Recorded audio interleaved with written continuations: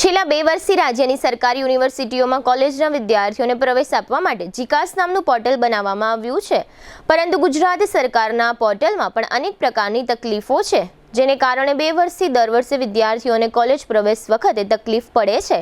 આ મુદ્દે એબીવીપી આજે શનિવારે સવારે જામનગરના કલેક્ટરને આવેદનપત્ર આપ્યું છે અને સરકાર સમક્ષ માંગ કરી છે કે જીકાસ પોર્ટલની તકલીફો દૂર કરવામાં આવે। આ ઉપરાંત આ વર્ષે કોલેજ પ્રવેશ માટે મોક રાઉન્ડ યોજીને વિદ્યાર્થીઓને પ્રવેશ આપવામાં આવે તથા ખાનગી યુનિવર્સિટીઓને પણ જીકાસમાં આવરી લેવામાં આવે। આ સમગ્ર વિષય અંગે એબીવીપીના જિલ્લા સંયોજક ઋત્વિક પટેલે આપેલી ટૂંકી વિગતો પ્રસ્તુત છે।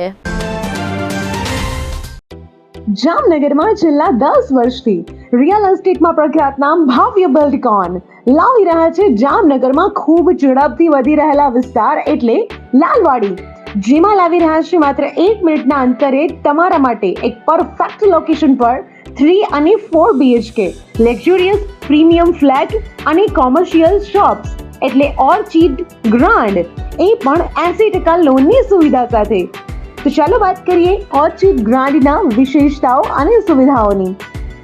RERA approved, club house, gym, children play area, multipurpose hall, walking track, senior citizen area, gazebo, EV charging point, personal allocated parking, 2 lift, CCTV camera, power backup for common area, underground and overhead tank, RCC frame structure, fire safety જેવી બીજી ઘણી બધી સુવિધાઓ તો આપ રાશિની જોઈ રહ્યા છો।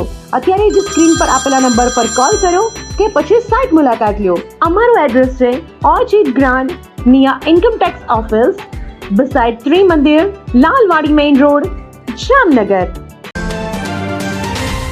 આજ રોજ અખિલ ભારતીય વિદ્યાર્થી પરિષદ જામનગર દ્વારા કલેક્ટરશ્રીને આવેદનપત્ર દેવામાં આવ્યું અને એક વિરોધ પ્રદર્શન કરવામાં આવ્યું, જેનું કારણ એ હતું કે જીકાસ પોર્ટલ જે સરકારી પોર્ટલ છે, જેને 12મા પછી જેને કોલેજમાં એડમિશન લેવું છે તો જીકાસમાં ફોર્મ ભરેલું ફરજિયાત હોવું જોઈએ, તો એમાં ઘણી બધી ત્રુટીઓ રહી ગઈ છે। આ વખતે પણ ગયા વખતે પણ આપણે વિરોધ પ્રદર્શન કર્યો હતો, આ વખતે પણ વિરોધ પ્રદર્શન કરી અને સરકારશ્રીને કહેવામાં આવ્યું છે કલેક્ટર દ્વારા કે જે પોર્ટલ છે એ સરખું કરવામાં આવે અને જે પણ પ્રાઇવેટ યુનિવર્સિટીઓ છે એને પણ એમાં આવરી લેવામાં આવે।